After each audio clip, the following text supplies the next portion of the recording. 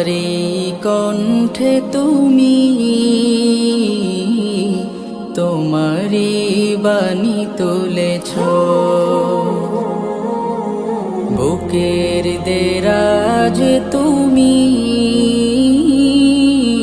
কোরআনের স্থান দিয়েছ।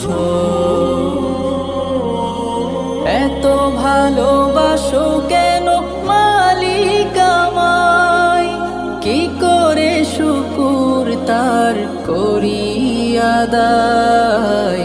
এত ভালোবাসো কেন মালিক আমায়, এত ভালোবাসো কেন মালিক আমায়।